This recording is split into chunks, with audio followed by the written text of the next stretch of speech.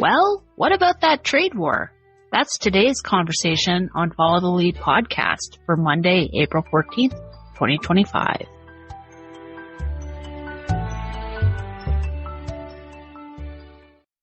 Hi, everyone. Welcome back.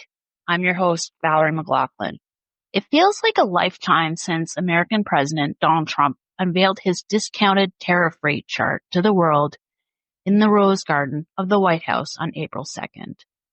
The signing of two executive orders has kicked off an American-Chinese tariff slapfest that the world has been watching for the last week.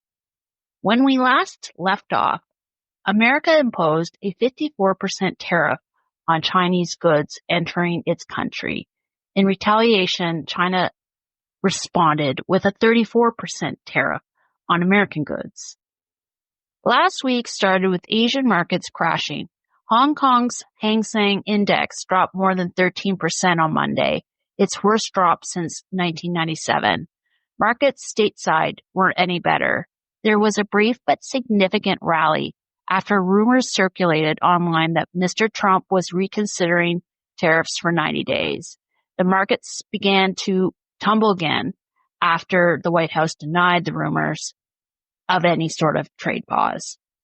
Instead, the president literally doubled down on his tariff hyperbole, announcing on Truth Social that he was imposing an additional 50% on China, increasing the total to 104%. China responded, matching the United States' 50% with its own 50%, raising its total to 85%. This back and forth between these two countries was essentially the theme of last week. By Friday, the United States had placed a whopping 145% tariff on Chinese goods, with Chinese tariff rate ending at 125%. A Chinese Foreign Ministry spokesperson posted on X Friday that China will ignore any additional tariff increases the United States places on it. The spokesperson pointed out that American goods coming into China are too costly to buy. According to the Observatory of Economic Complexity, China exported $436 billion worth of goods to the United States in 2023. Americans should expect to spend more money on telephones, computers, electric batteries, and toys, as many of these items and much more are manufactured in China. In 2023, the United States exported $154 billion worth of products to China. The big exports include soybeans, oil, gas, and vehicles. When you look at the numbers, the trade deficit that America has with China is quite large. It's about $282 billion. Although the American president asserts that China doesn't have the cards in this trade war, I think China does have cards to play. First, China isn't a democracy. Chinese leaders in Beijing don't have to worry about struggling poll numbers, midterm elections, or angry constituents. China controls its media, and it tightly limits freedom of speech. Second, China has been in this tariff war dance with the Americans for years. During his first term in office, President Trump slapped tariffs on Chinese solar panels. This started a cascade of tariffs between the two countries. The tariffs weren't removed during the Biden administration. Third, China is now looking for new trade dance partners. Just like Canada, it has already started speaking with other nations about trade, including Japan, Korea, and the European Union. Remember, the Trump administration launched a global trade war. And although the president has paused his Liberation Day tariffs for 90 days, and more on that later, the United States has become an unreliable and volatile trade partner. Mr. Trump has ripped up long-standing trade agreements, including the one he had with Mexico and Canada. That one was signed during his first term. Faced with these options, countries may be more apt to strike deals with China rather than the United States. Fourth, the world supply chain. It will be extremely difficult for the United States to wean itself off Chinese dependency. There were reports of panic buying of iPhones last weekend because of the tariff war. Even if America can source its materials and products elsewhere, components and materials are still made in China. It's very much like the Trump administration's idea that vehicles can be made in the United States. It's very unlikely this can happen as components contained in auto parts are sourced from different countries, including China.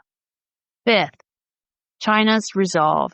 Just like Canada, China is battering down the hatches and readying itself for a long, protracted tariff war. Beijing had already signaled in early March that it was ready to fight. On March 4th, the Chinese embassy in the United States account on X posted the following, quote, "If war is what the U.S. wants, be it a tariff war, a trade war, or any other type of war, we're ready to fight till the end," unquote. This post was in response to the initial round of tariffs the Trump administration laid on China. So, in the middle of this Chinese-American trade war, President Trump announced Wednesday he was pausing his reciprocal trade tariffs that he had laid on the rest of the world for 90 days. But, there's always a but with this administration, its baseline tariff of 10% would still remain in place. This announcement happened in the middle of testimony given by Jamieson Greer, the administration's trade representative. Democratic Representative Stephen Horsford of Nevada demanded answers, and I'll play a clip of what the representative said. So, if it's not market manipulation, what is it? Who's benefiting? What billionaire just got richer? And all the while, there are not even any Republicans left in this hearing. They all left because they don't even want to defend this. But meanwhile, the speaker is rushing to the floor to pass a budget reconciliation to screw America by passing the biggest tax cut in history on the backs of the American people. WTF? Who's in charge? Because it sure doesn't look like it's the trade representative. You just got the rug pulled out from under you. To be fair to the Republicans, there were about 6 Republicans in the room when Mr. Horsford made his comments. The 90-day tariff pause resulted in the markets rebounding, which prompted calls of market manipulation.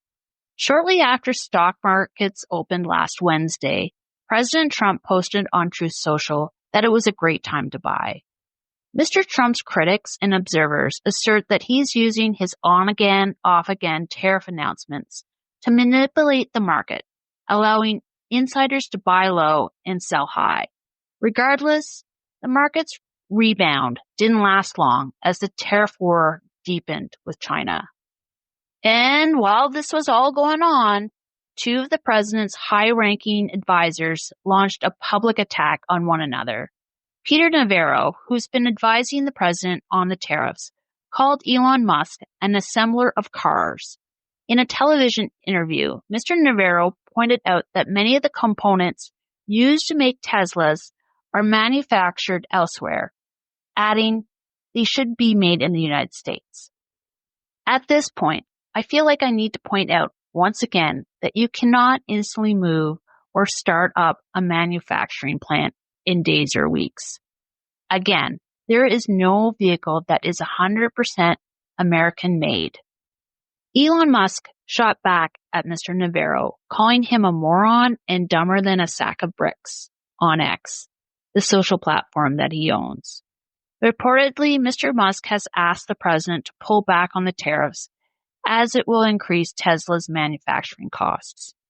And as Friday wrapped up for the day, the tariff war stood at 145% tariffs on Chinese imports and 125% tariffs on American imports.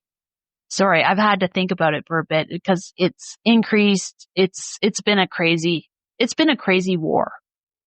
On Saturday, news broke that phones and electronics wouldn't be subjected to the astronomical tariff rate of 145%. However, they are still subjected to the discounted tariff rate of 20%, or the fentanyl tariff, as the president likes to call it. Taking to his Truth Social account yesterday afternoon, the president posted the following, quote, "Nobody is getting off the hook for unfair trade balances and non-monetary tariff barriers that other countries have used against us, especially not China, which by far treats us the worst. There was no tariff exception announced on Friday.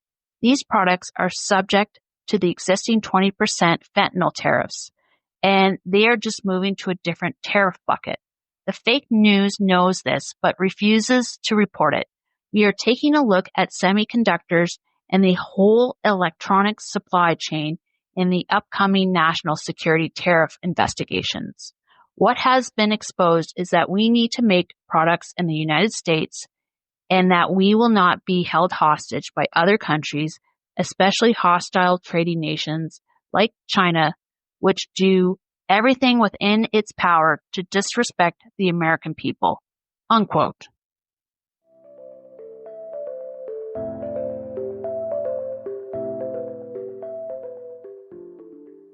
So that's where we are in this trade war. It will likely be another rough day today for markets, depending on what Mr. Trump says or does. That's it for this episode. Thanks for listening, and I'll see you on the next one. Bye for now.